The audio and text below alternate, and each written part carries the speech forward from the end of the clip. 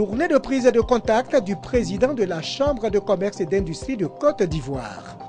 Bouaké abritera très bientôt une école annexe de la Chambre de commerce et d'industrie, annonce faite par son président, Fama Touré. La COP Kavika, la coopérative avec conseil d'administration du vivrier et du cajou, récompense ses meilleurs producteurs au titre de l'année 2016. Plusieurs millions de francs distribués, une sensibilisation des producteurs pour des productions de qualité. Très heureux de vous retrouver et merci de nous rejoindre sur la chaîne de la Nouvelle Vision pour vous informer. Tournée de prise de contact du président de la Chambre de commerce et d'industrie de Côte d'Ivoire, Fama Touré à Bouaké, pour annoncer une école annexe de la Chambre de commerce et d'industrie. Tiens bientôt à Bouaké, le reportage de Charles Tatou.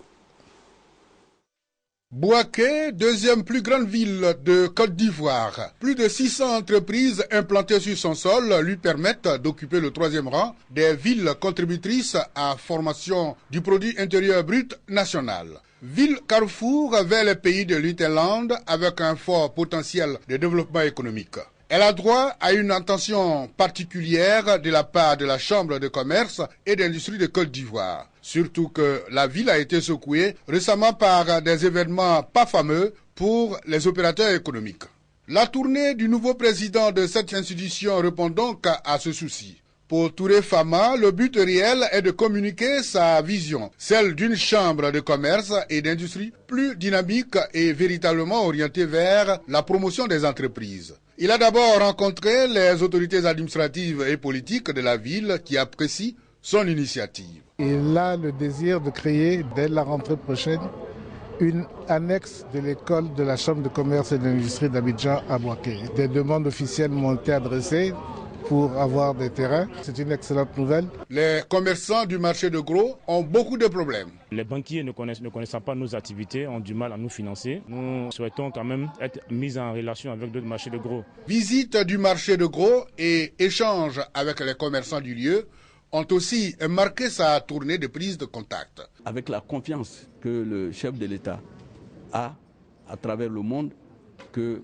malgré ce que nous avons vécu, que nous devons drainer également des investisseurs à Bouaké. En tout cas, nous avons pris l'engagement que désormais, lorsque des opportunités vont s'offrir à la Chambre de commerce et que nous puissions penser à nos régions, et Bouaké ne sera pas en reste. Le nouveau président de la Chambre de commerce et d'industrie a bouclé sa tournée par une rencontre d'échange avec l'ensemble de tous les opérateurs économiques de la ville de Bouaké. Bouaké a désormais son point de vente de viande de porc certifiée, viande de qualité à consommer sous toutes ses formes. Il s'agit pour les initiateurs de valoriser la viande de porc et permettre aux éleveurs de tirer un grand profit de cette activité. Ouattara Amadou, reportage. Pour mieux mener leurs activités, les éleveurs de porcs de la région de Bouaké se sont constitués en fédération. Totalisant 300 membres, la Fédération des producteurs de porc du centre, FEP Porc, fait de la commercialisation de la viande de porc de qualité son combat. Cette fédération est soutenue dans sa mission par l'ANADER et la direction régionale du MIRA, ministère des Ressources animales et halieutiques. Ensemble, ces structures viennent de mettre en place à Bouaké le premier point de vente de viande de porc certifiée. Nous avons la chance d'avoir des dépôts de médicaments pour les aider à soigner les animaux.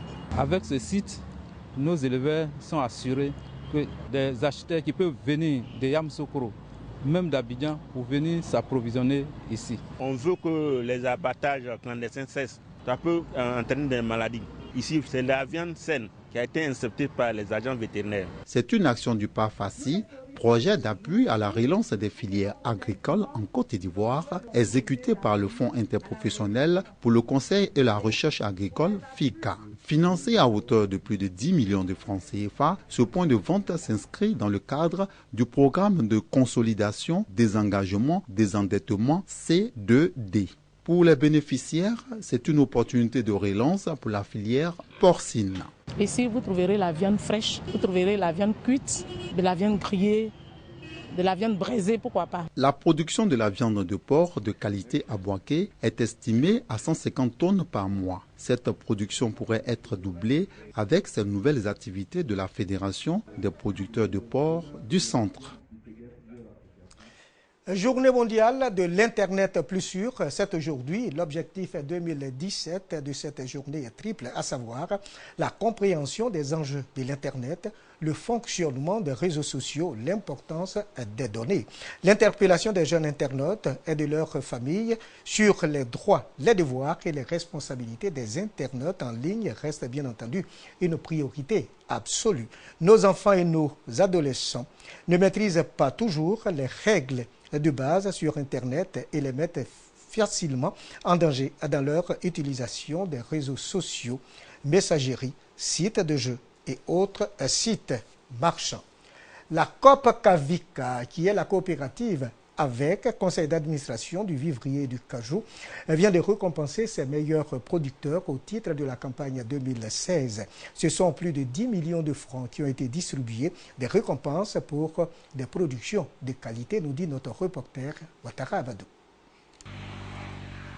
Avant l'ouverture officielle de la campagne 2017 de l'ANACAD, les différentes structures et acteurs impliqués dans la production de la noix de cajou se concertent.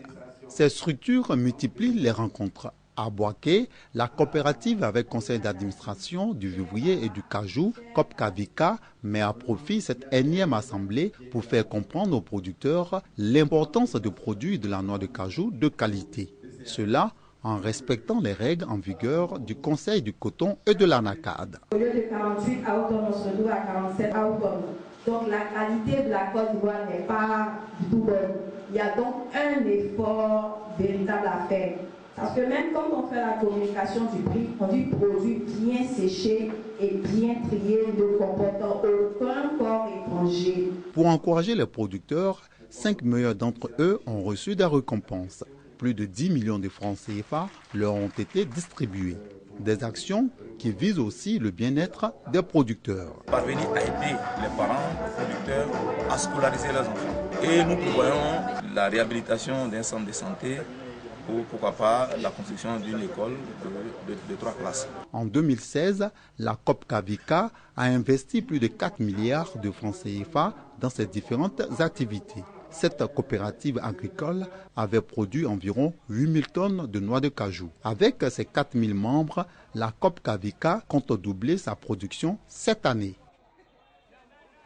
Les petits métiers juteux, il y en a toujours pour se tirer d'affaires ou sortir de la précarité. Dans l'univers des plumeurs de poulet et des écailleurs de poissons avec Maria Kobi et Ouattara Abadou.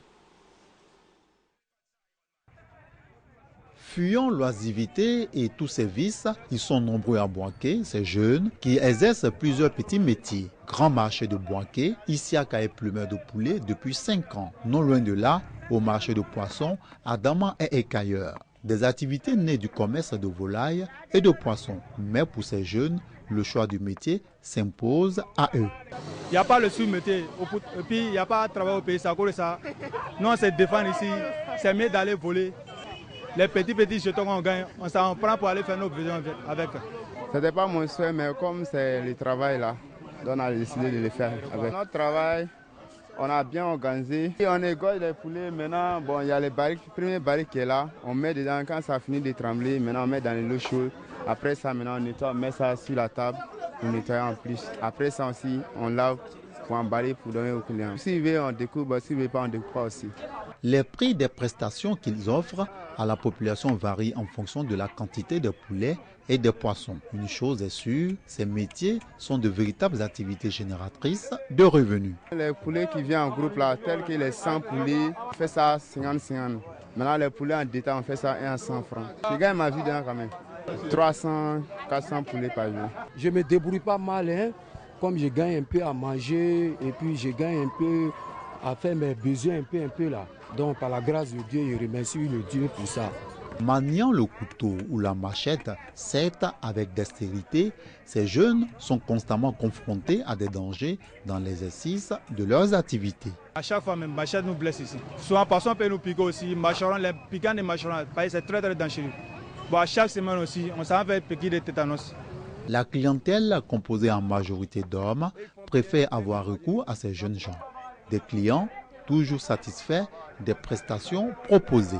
Pour nettoyer les poissons à la maison, ça prend trop de temps. Quand il fait souvent, bon, on n'arrive pas à bien faire. Or, quand on envoie les spécialistes, et ils font bien nettoyer, bon, sans problème. Je suis satisfait. Depuis 5 ans, on travaille, il n'y a pas de manquant, et nettoyer propre, et faire tout pour nous. Anderson exerce son métier avec passion et dévouement. Il profite de l'occasion pour lancer un appel aux autorités afin qu'elles puissent les aider. Je veux que l'État n'a qu'à voir, il n'a qu'à diminuer beaucoup les taxes pour que nous on puisse avancer en vie. Le constat est clair. Ces petits métiers juteux se présentent comme des remèdes efficaces à l'épineux problème du chômage. C'était donc les petits métiers juteux au marché de Bouaké. Demain, le monde entier célèbre la journée de l'épilepsie. L'épilepsie est une affection neurologique caractérisée par une activité cérébrale involontaire. Elle se manifeste notamment par des crises convulsives. L'épilepsie reste une maladie cachée en dépit de sa prévalence élevée, soit 65 millions de personnes atteintes dans le monde. Des centaines de milliers de patients vivent sous la menace de crise à tout moment et pour certains avec récurrence plusieurs fois en 24 heures. C'est enfin la maladie chronique la plus fréquente et neurologique pédiatrique avec une incidence d'environ 0,5 à 1%. Un adulte ou un enfant épileptique sur 3 développera une épilepsie réfractaire aux antiépileptiques et avec cette épilepsie réfractaire, toute une variété de pathologies physiques, psychologiques et sociales. Eh bien, c'est la fin de cette édition. Merci de nous avoir suivis. À très bientôt.